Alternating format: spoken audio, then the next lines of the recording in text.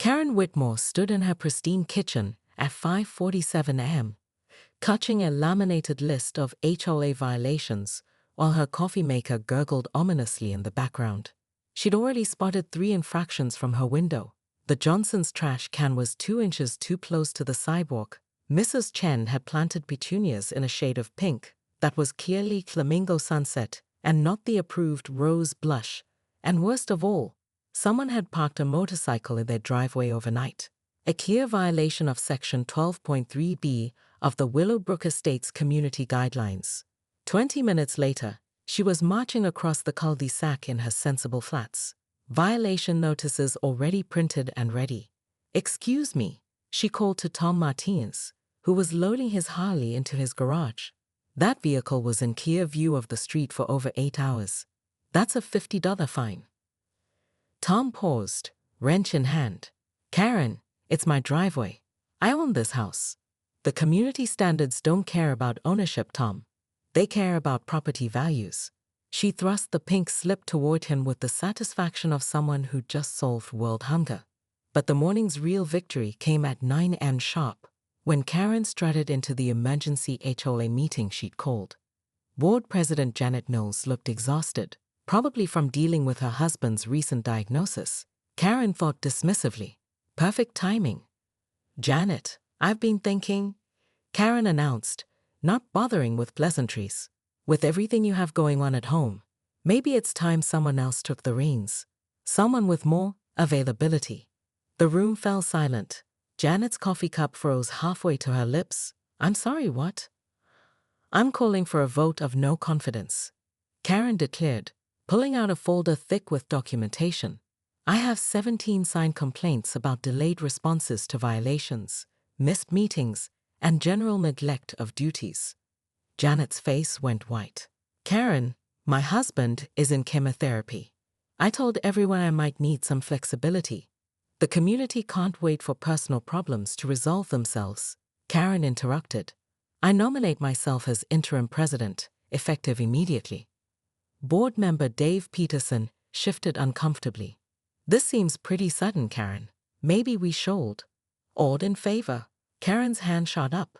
After a painful silence, Dave reluctantly raised his hand, followed by Secretary Linda Walsh, who wouldn't meet Janet's eyes. Janet stood slowly, her dignity intact despite the betrayal. "Fine.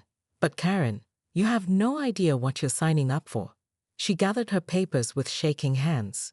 "This job isn't about power, it's about people." "People need order," Karen replied coolly, "something this community has been lacking." As Janet walked out, Karen felt the familiar rush of victory. She was finally in charge, finally able to implement the changes Willowbrook Estates desperately needed. She had plans, big plans, and now she had the authority to execute them. The first item on her agenda was already forming in her mind: mandatory weekly inspections. The residents would thank her later, once they realized how much their property values had improved. After all, someone had to maintain standards in this neighborhood. What Karen didn't notice was the look that passed between the remaining board members, or the way Janet paused at the door, her phone already in her hand. Within 72 hours of Karen's hostile takeover, Willowbrook Estates had transformed into a police state with perfectly manicured lawns.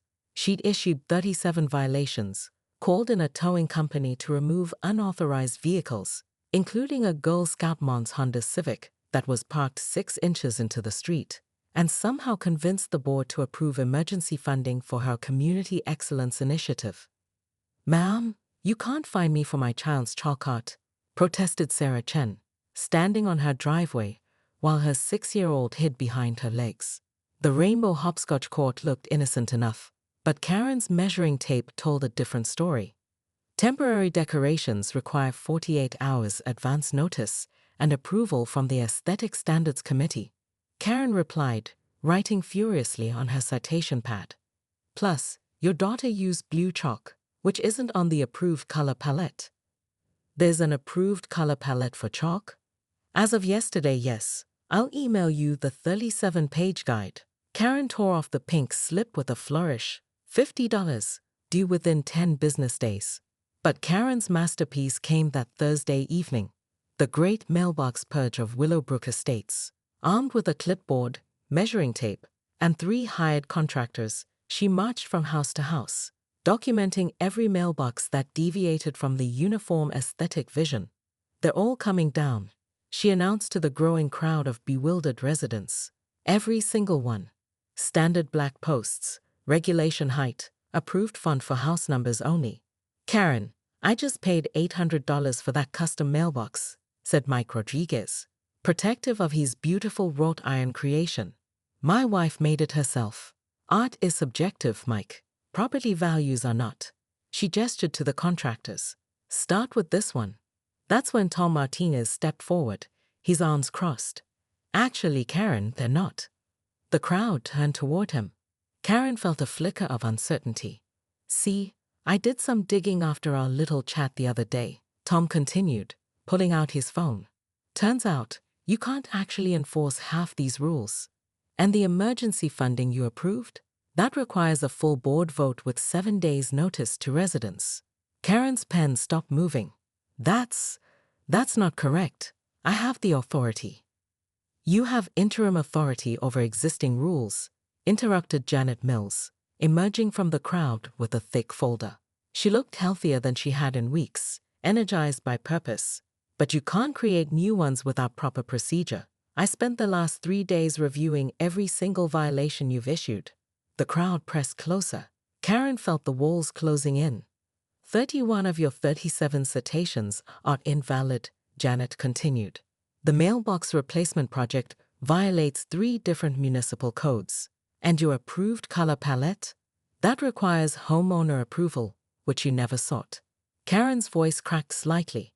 "I'm trying to protect our investments." "You're trying to play dictator," Tom said firmly. "And now you're going to fix this mess." The contractors were already packing up their tools, clearly sensing the shift in power.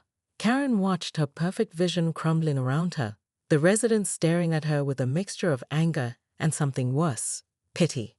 "I call for an emergency vote," announced Dave Peterson, his voice carrying newfound confidence.